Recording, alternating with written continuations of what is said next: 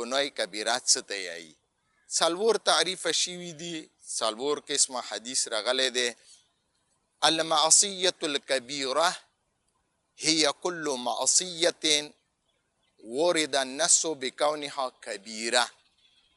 كجملة من المعاصي المذكورة في محلها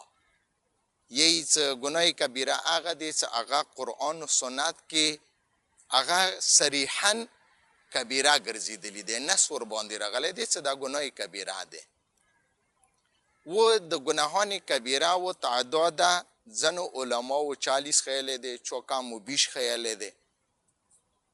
تعداد یا معلوم کړی دی چې دا گناه کبیره دی غټه گناه دی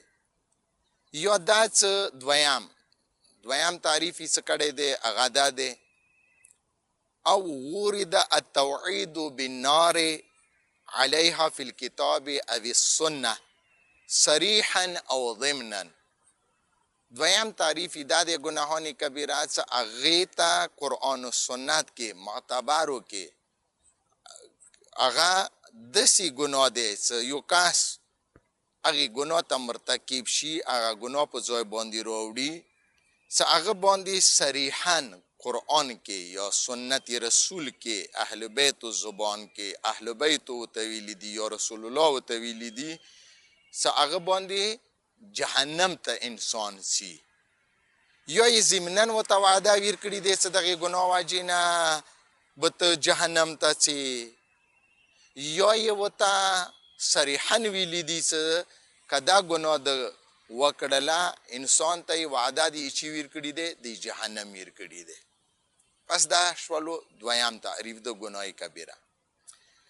دریم تعریف به د ګناه کبیره دا وکړو او ورد فی الکتاب او سنه کونه اعظم من احد الكبائر المنصوصه او الموعود علیها ګناه کبیره یوه داسې کبیره دی چې هغه لویو ګناهونه شمریږي چې کې قرآن کې سنت کې صریحا هغې ته ویلي دي چې دا چې دی ګناه کبیره دی و هغې ته دي د جهنم اور چې کړی دی وعده ورکړي دی دا چې شوله ګناه دریم تعریف شول څلورم تعریف یې څه کړی دی او کان عظیمة فی انفاس اهل الشرع څلورم تعریف د ګناه کبیره دا دی چې اهل شرع هغه ګناه کبیره ونه غټې ګناه نه چې کړی دی حساب کړی دی